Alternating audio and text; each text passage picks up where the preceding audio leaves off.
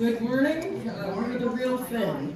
I'm Marty Saltzman, and I am a member of the Board of Trustees, and I'd like to welcome you to the Unitarian Universalist Congregation of the Swananoa Valley. I'm subbing in for Larry Perlman, who couldn't be here today.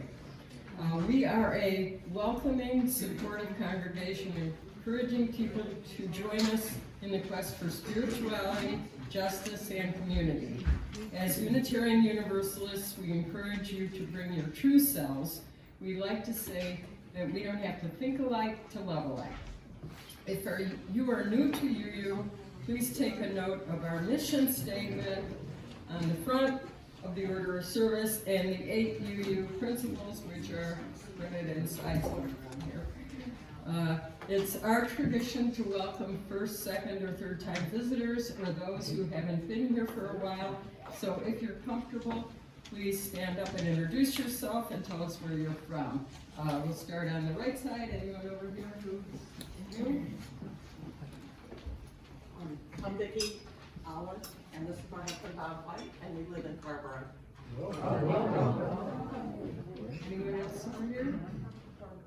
How about on this side? No takers. Okay. Well, welcome, and we urge you to fill out the little white card that's in the back of the pew or somewhere out on the table in the foyer, and either leave it in the offering basket or on the table afterwards so we can get in touch with you and tell us a little more about ourselves and put you on our newsletter if you so desire. It is our practice to acknowledge with respect that the land we stand on is the ancestral home of the Cherokee and other indigenous people who through their stewardship and conservation survived and thrived on this land. And we acknowledge their enduring connection to this wonderful place. We have one announcement. Building and Grounds would like to know if anyone has knowledge or information about the fence behind the chapel, when it was built, who paid for it, and if it is on the property line. If you know anything about it, please see Deb after the service. Okay? Please mute your cell phones and let the service begin.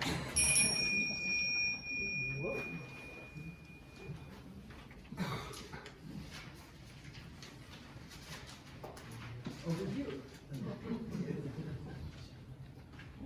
It's like Johnny Carson, here's Michael. Anyway, it's good to see you this morning. And I want to open with these words from Beverly and David Bumbau. I had the pleasure of meeting them when I was ministering in New York. They had a lovely congregation in New Jersey. Our congregation exists to proclaim the gospel that each human being is infinitely precious, that the meaning of our lives lies hidden in our interactions with each other. We wish to be a congregation where we encounter each other with wonder, appreciation, expectation, where we call out of each other's strengths, wisdom, and compassion. Things that we never knew we actually had. And so, with that, I invite you to rise as you are willing and able. And join in singing our opening hymn this morning, hymn number 42, Morning So Fair to See.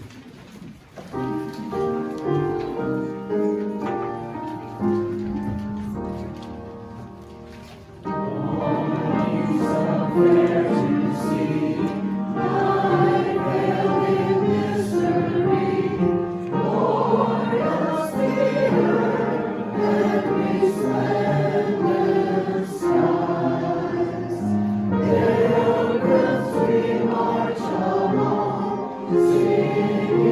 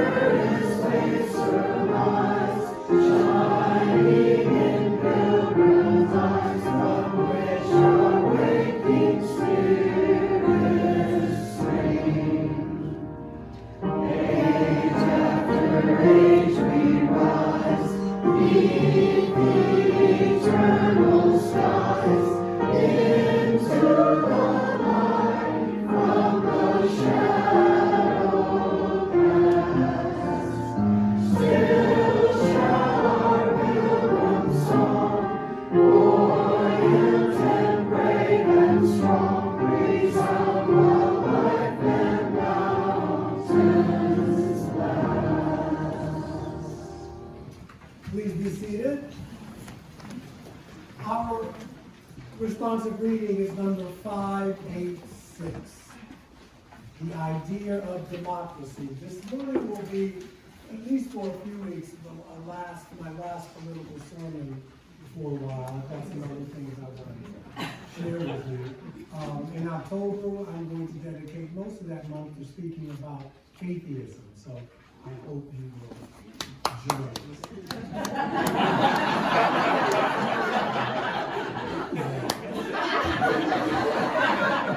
Scott? I made you the whole month, Scott, to be honest with you. I had something bubbling in my head. But it was about I'm sorry, Michael. My birthday is October 17th. This is wonderful. Thank you. Wow. Does this church care or what? Anyway, enough about that.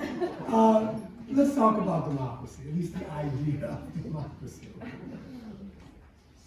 As labor is the common burden of our race, so the effort of some to shift their share of the burden onto the shoulders of others is the great, durable curse of the race. As I would not be a slave, so I would not be a master. This expresses my idea of democracy. Whatever differs from this, to the extent of the difference, is no democracy. Our alliance is in our love for liberty. Our defense is in the spirit which prizes liberty as the heritage of all people in all lands everywhere. Destroy this spirit, and we have planted the seeds of despotism at our own doors. Those who deny freedom to others deserve it not for themselves and cannot long retain it. Why should there not be a patient confidence in the ultimate justice of the people? Is there any better or equal hope in the world? Let us have faith that right makes might, and in that faith, let us, to the end, dare to do our duty as we understand it. Abraham. Okay, this is the time in the service when we invite you to come and share a joy, a concern, a sorrow.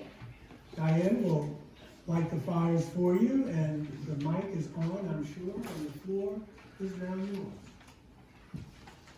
I'm not going to walk up front. I'm Jackie Franklin. I just want to send out a big, big thank you to all of you for all the support you've given me through my surgery recovery. I love you all. And I'm not going to get up and go up there either. Jackie, you started this. I'm Ann Silliman, and I'm just letting the congregation know that Mary Soyanova is in Tennessee for setting her daughter's wedding for a couple of weeks. So, no flowers. So I invite anybody who has a garden to bring a few flowers each Sunday. Thank you. Don't bring me flowers. Who else? Who else is not going to come up?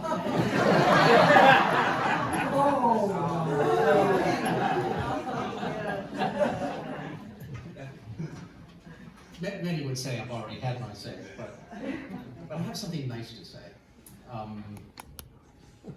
When I came in here, I ran into Kim. Boy, am I having an Alzheimer's moment. I can't remember the last day. Ran into Kim, and we said hello, and then we hugged. And I realized I've never hugged her before. I've known her for years. And I'll get with you in a minute. Wow. Anyway, and she asked, well, why haven't we done that? And I said, Oh, well, we don't like each other very much. Yes, of course, that's it. Anyway, I've got this thing that I just started, this revelation I had through Stoicism. They think a lot about death. And in order to appreciate that they're still alive in the moment. And the thing I've been trying to say to myself, particularly when I'm in distress or I'm not in a good mood, is this how I want my last day to go? And it actually stops me from being such an ass. What I really want to do, though, is also say that to myself when things are going great. Is this how I want my last day to go? Yeah, pretty much. I want to hug Kim.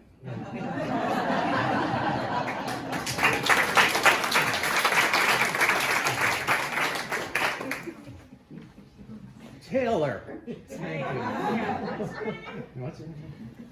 Good morning, I'm Alice, and I have a gratitude today. A couple weeks ago, I shared that my mom was diagnosed with breast cancer, and further imaging has showed that it does appear to be very treatable and curable.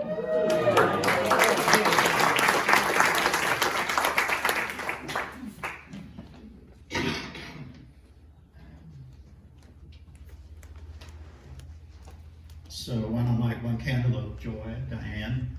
Want to announce that our Afghan family that we welcomed into the community had their second child Friday, a baby girl that was born healthy, and we want to celebrate that, and they should be coming home from the hospital today. So.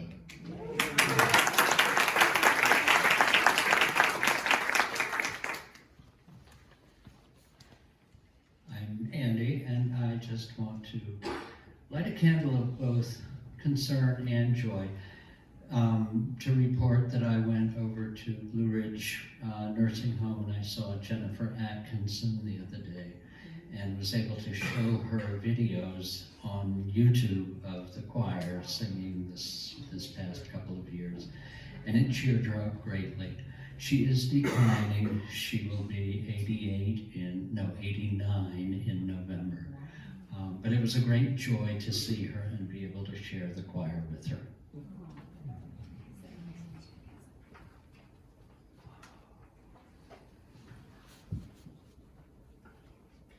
Good morning, I'm Linda. I have a concern. I have a good friend whose 25-year-old son just got diagnosed with thyroid cancer. And you know, cancer's never good, but you really don't want to hear about that with a young person. So keep Benjamin in your thoughts.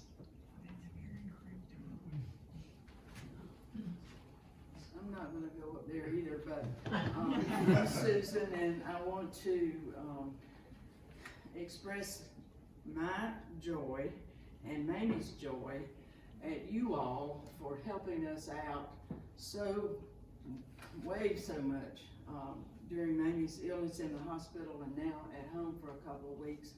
And in fact, last night I had to cook for the first time. So that was good. You know, but everybody, we love you. Okay?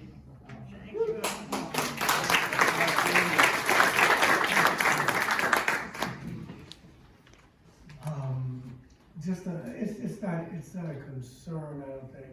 It's just like a bummer. Jim Krillin and his wife Aline have COVID again.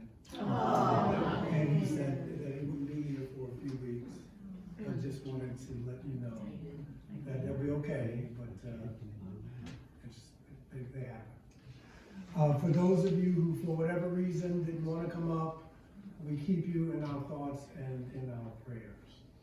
Thank you, God.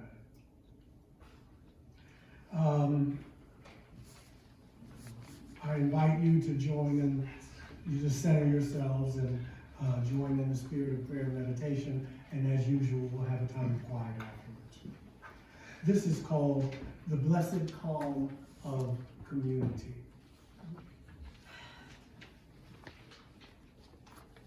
Oh, I'm sorry.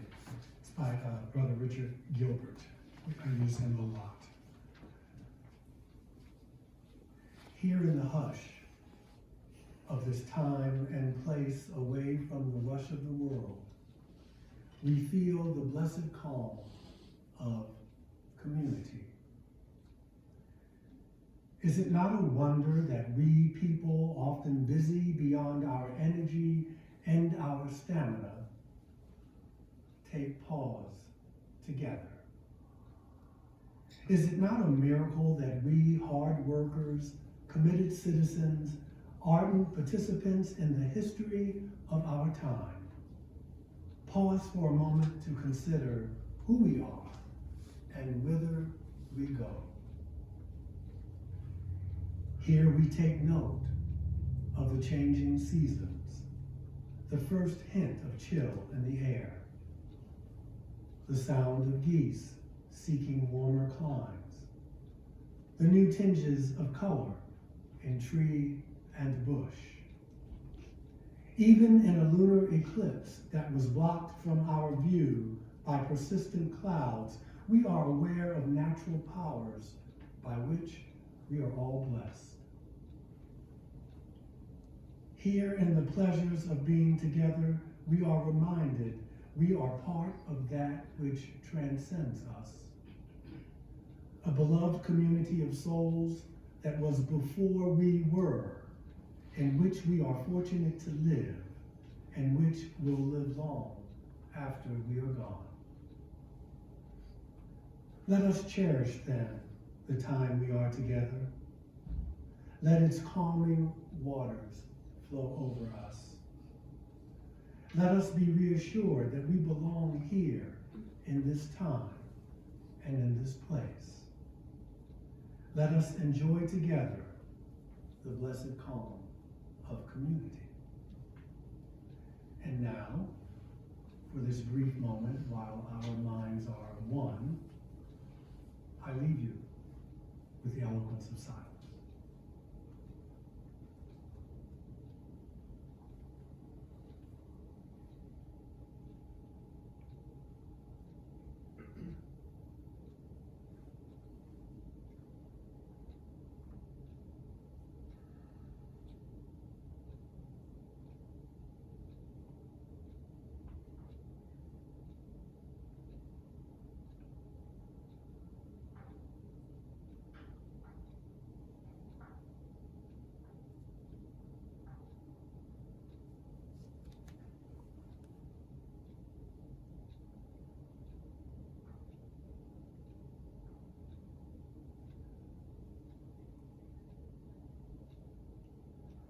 And so it is.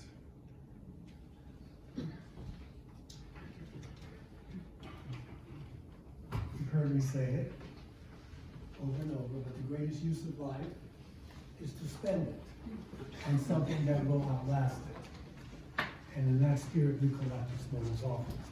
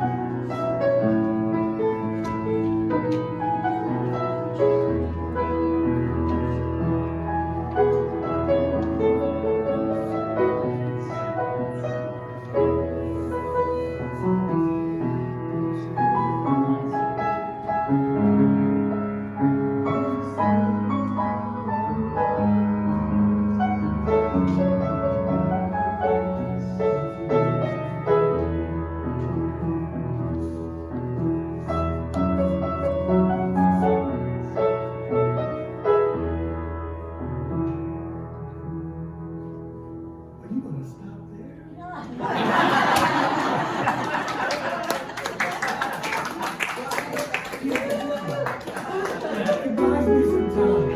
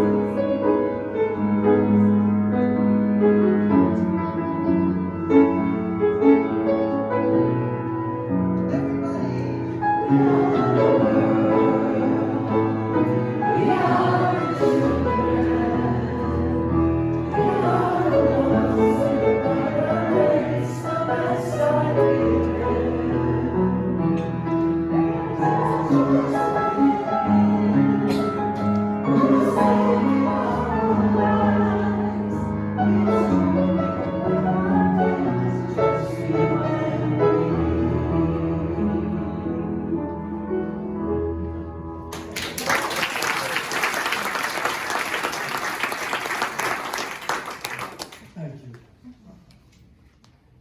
A few years ago, back in 2019, I believe it was, I was invited to speak at a conference in Knoxville, Tennessee, on the topic of spiritual metaphysics and a few other esoteric topics. And, don't laugh.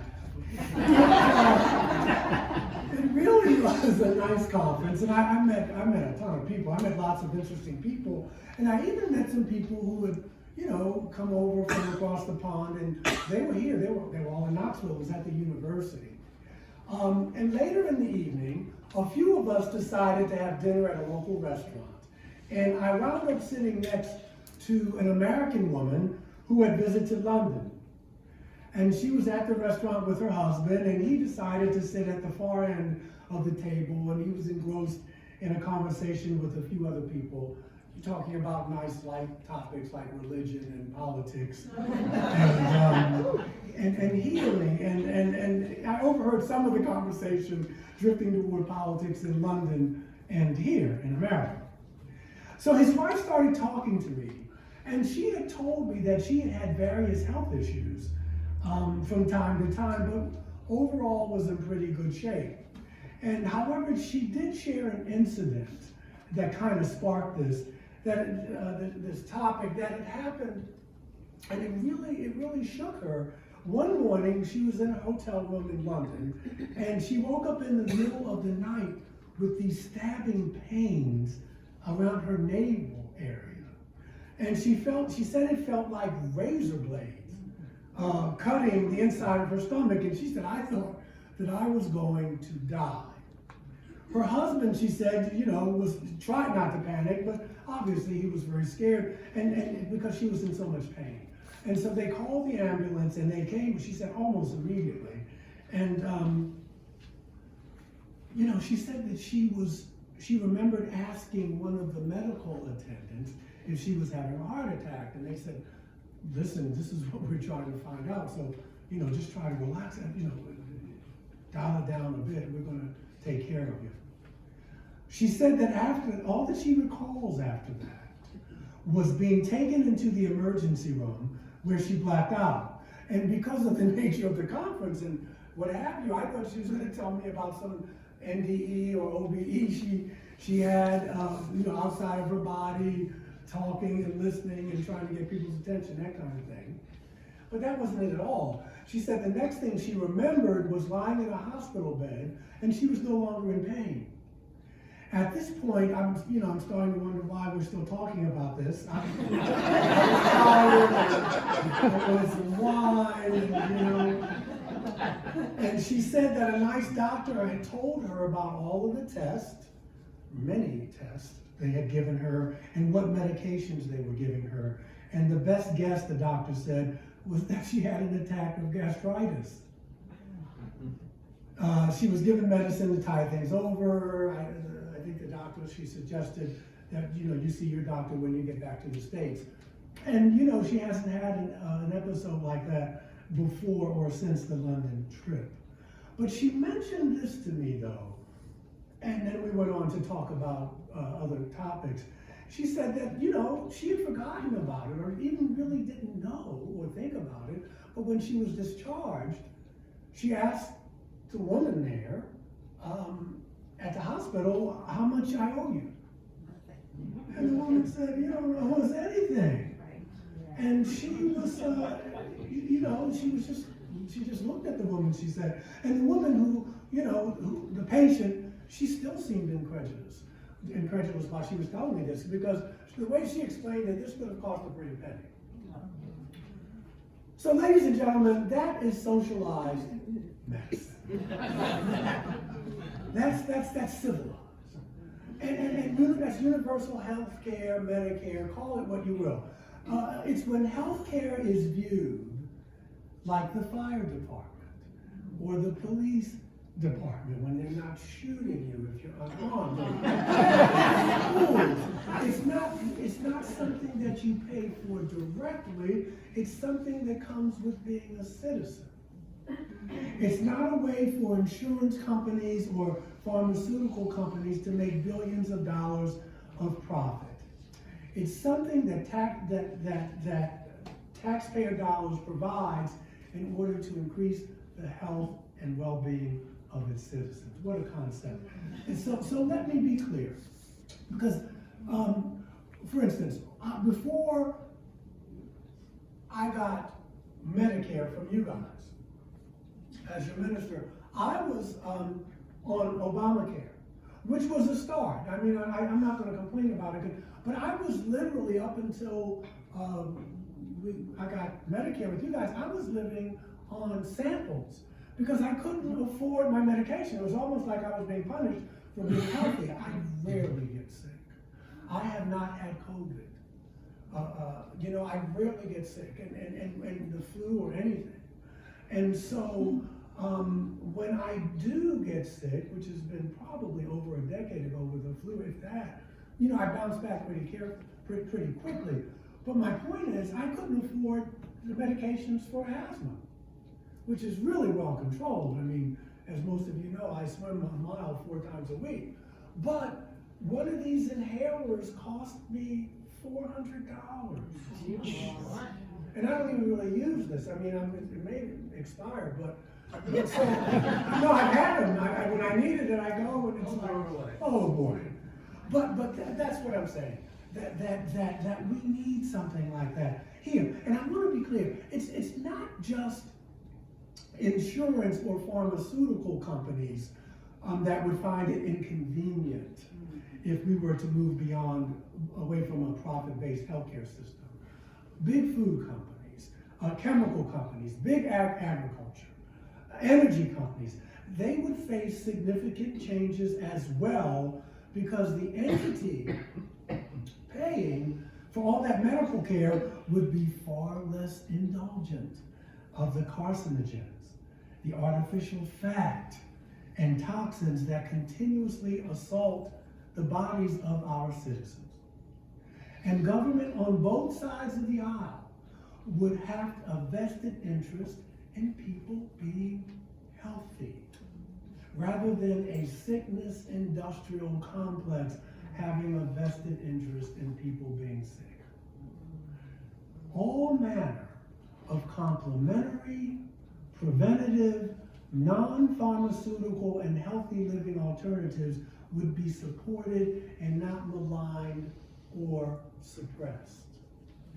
You've heard the joke, Jesus is on his way to Jerusalem that last week, and he's healing people and talking to people along the way. He heals a leper, he heals someone with a broken leg, and there's a man just outside the gates of Jerusalem. And Jesus is with the disciples, and he walks over to him, and the guy says, "Don't touch me, I'm on Medicaid."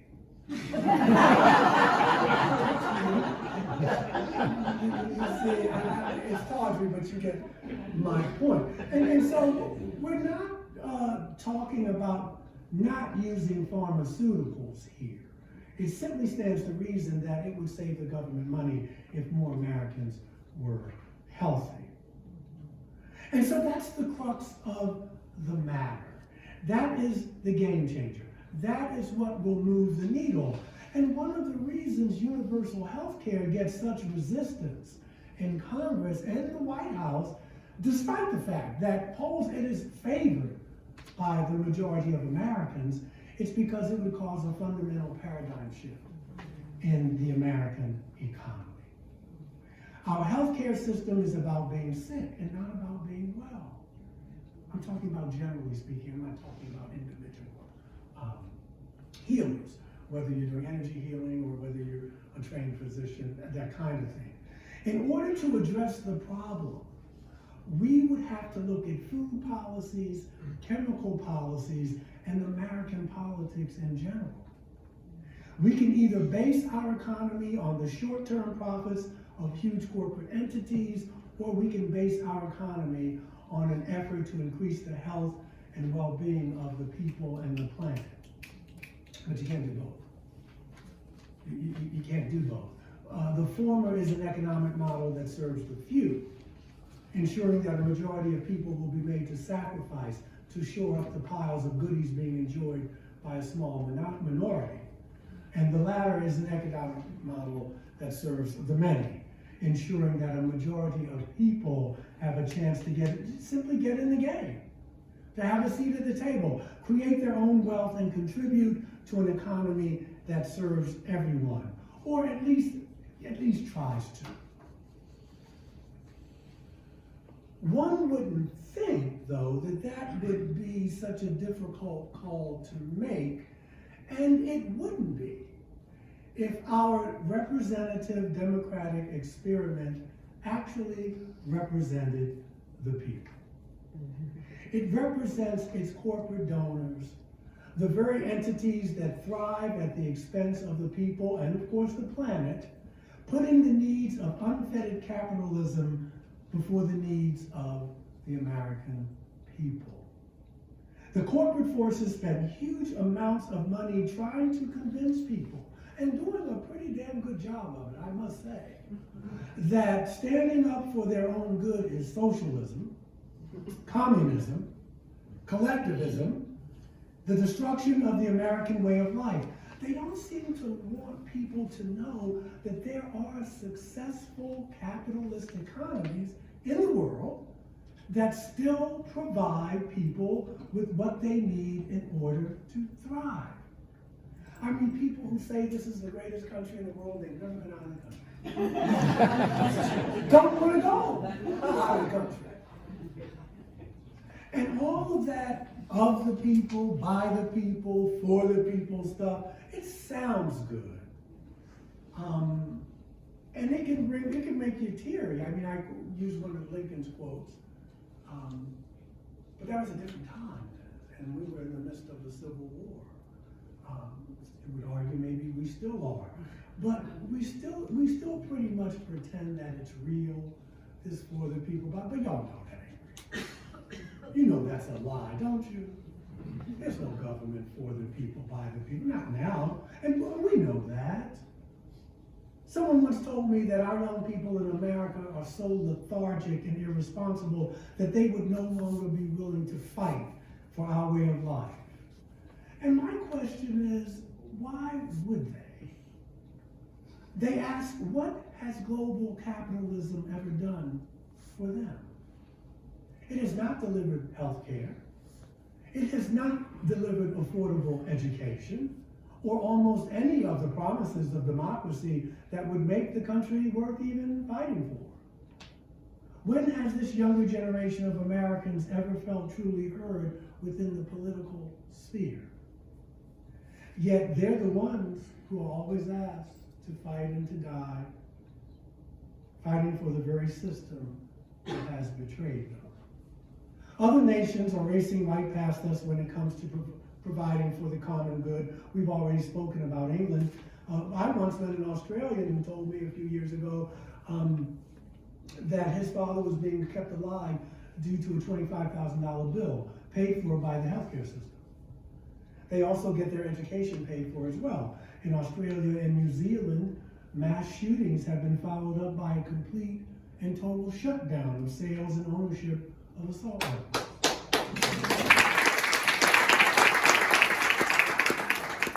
And they have their problems with health care, it's no doubt. It's difficult to get an appointment to see a physician, but it's difficult to get one here. I have to see my doctor about, I don't know whether I have arthritis in my knee or whatever, and he can't see me till January. I'm already looking for a new one.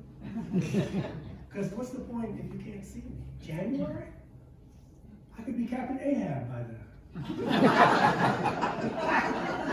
Nothing is perfect,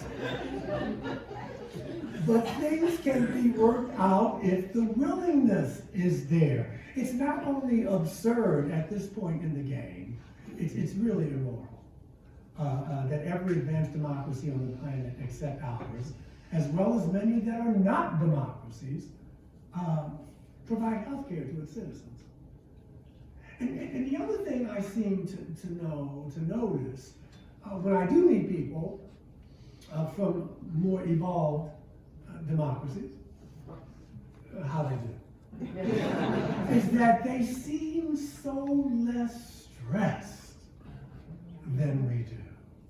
Have you ever noticed that? It probably helps, I'm sure, when armed militia aren't running around one's country threatening civil war. I'm sure that has something to do with it. And there's more to building a community, a healthy community, than just economic and utilitarian interests. And again, like I said last week, I love America. I'm just really disappointed with my country. And again, just as Dr. King noted, because if I didn't give it, then I wouldn't care. You don't get upset or disappointed about things you don't care about. But there can be no great disappointment where there's no great love. King was talking, he didn't care about the country. Of course he cared about the country. So much so that he gave his life for it. I'm not willing to do that. I'm willing to live for it. There's other ways to look at things. But I'm just disappointed. And so America is doing her version of the moonwalk. Remember Michael Jackson doing that? You look like you're going forward, but you're really walking backwards. And so the question is, to my mind, why? Why? Why is America fighting so hard to block its own progress? What is it about us that we seem as a nation, our leaders, so intent on suppressing our own potential? To me, Ray Charles can see it. The controlling interest in our country don't give a you-know-what about the nation's progress. It's as though the country has an autoimmune disease, and as the instruments of our own power, now they attack us rather than serve us. From the Supreme Court, restricting women's reproductive rights and limiting the ability of the EPA to protect us from environmental hazards, to state legislators suppressing voting rights, and Congress to pass military budgets that primarily serve the merchants of war, because people get rich off of this stuff. The enemies of our good are right smack dab in the middle of us. And when the blind lead the blind, they both fall into the ditch, to quote a rabbi 2,500 years ago. So what do we have to do? I'm glad you asked. And we're already doing it. We have to keep showing up. We can get depressed and get in despair, but we have to pick ourselves up, right? The Zen Buddhist thing. 7 times down, 8 times up. And we can do it. There are times I don't think we are, but we can do it. We got to support the good things. We got to take care of each other. And we can't care about who doesn't like it. And most of all, we have to believe in miracles. The threat of neo-fascism in America is very real. We are 6 inches away from this. And it will only defeat us if we allow it to. It would never have gained the foothold that it has if democracy had delivered on its promises in the first place. We need to deliver them like yesterday. We need to deliver on them now. We need to counter our despair with conviction, manifesting what we say it is that we want. And that is crucial. We have to envision what we want. Where there's no vision, the people perish, the proverb tells us. You can be anti-racist, but you need to be pro what that would look like. Because if you focus on what you don't want, you do what? Create more of it. So you gotta be for something too. You can be anti-fascist, but you gotta be for the world you want. You don't want to live in a Handmaid's Tale. You want to live in the Star Trek universe or something like it. There were those who said, so we can manifest what we want is what I'm trying to say. There were those who said before us, we're going to abolish slavery. They said that. We're going to abolish slavery. There were those who said before us, one day we will gain women's suffrage. There were those who said before us that, you know what, we're going to desegregate the South, right? And you know what? They did it. They did it. And so, today it's our turn. We must solve the problems in this democratic experiment because one day we will lose the right to even try. To even try. The Iroquois Confederacy had a model of democracy that the founding fathers tried to emulate. And imitation is the greatest form of flattery. The constitutional framers may have viewed these people as inferior, which they did. But that didn't stop them from admiring the principles. They had a leader, I'm talking about the Iroquois, who has a lineage with the Cherokee. Just a little further north. Called the Peacemaker. His name was Hiawatha. He had many names, but that's the one I can pronounce. That and Peacemaker. I can get those. I can first stay with the new lips. He established a model for democracy and separation of powers that inspired our founding fathers. He also established rules for leadership. It's no other way to say it, but we have to change. People have to change. Our directions have to change. Our values have to change because, for instance, what we're doing, not what we do to each other, but especially what we do to the planet. Mother Nature has no mercy. None. When she gets tired, really tired, the gig is up. There's no habeas corpus here. It has only law.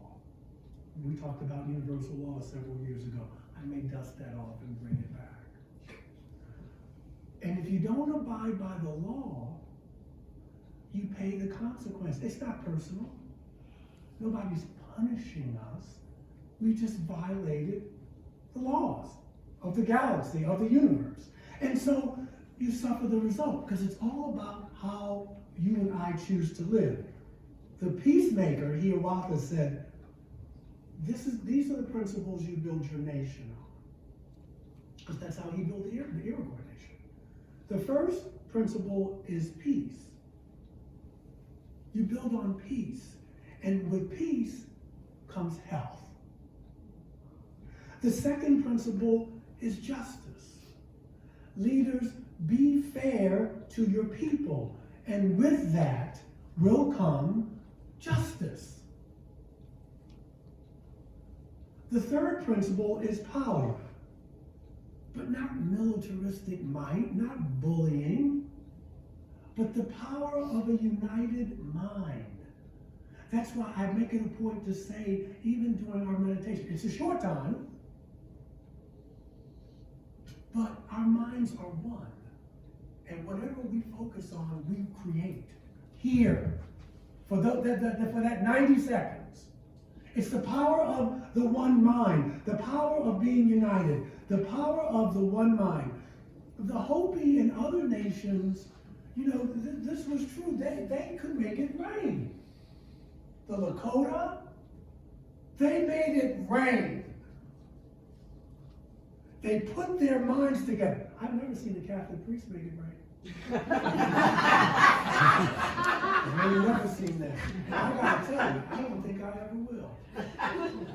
So we gotta put our minds together. These nations can and do. They bring rain. They bring rain. They give thanks. They work with the animal kingdom. They work with the animal kingdom. We do. We can do that. Because if we don't, we won't survive. The earth has no mercy. Business as usual is over. We won't have the money to be spending trillions and billions of dollars on wars because we won't have the time. We'll be paying for economic disasters, climate change disasters. Business as usual is over. And you know what? When we're asked to help, we'll be there. I'll be there. We'll be there. That's what the peacemaker says. You have to be there. The last principle the peacemaker gave was never take away hope from the people. You give the people hope. What is hope? In this context, it's good, responsible leadership. It's people looking 7 years to the next generation, not saying, how am I going to be reelected next year? The country that's got to change is right here. Numero uno. We've got to change. And you know what? We can do it. We can do it. And we'll be happier for it. We can do it. But we just got to go through some stuff before we get there. And so, again, if we don't solve the problems in this experiment, we will lose the right to even try. We can push back at the undemocratic forces around us. You know, I'm going to tell you, one day we're going to have universal health care. We're going to have it. We're going to have it. We will have affordable or even free higher education and trade schools. We'll have it. We'll have it. We'll have, one day we're going to have common sense gun laws. We're going to have it. One day we're going to have a fair economy. One day we're going to regenerate and replenish the earth. We can do it. We will build peace in our communities and in the world. America will have a season of repair. But it's got to be if that's what we want, if that's what we really want. We have to see it. If that's what we envision, we can manifest that.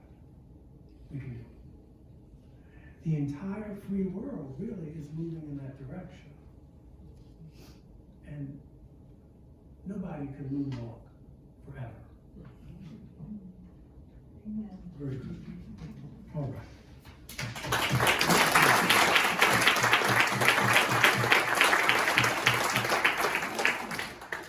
All right.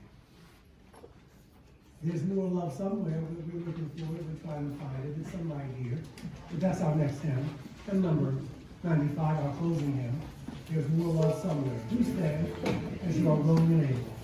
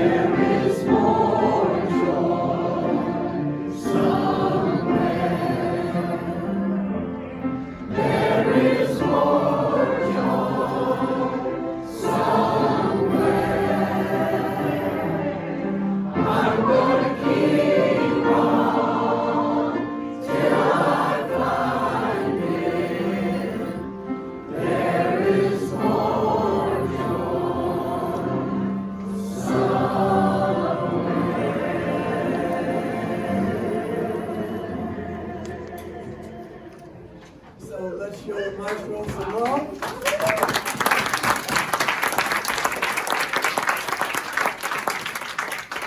The blessing of truth be upon us, the power of love direct and sustain us from this moment now until we meet again. Have a wonderful afternoon.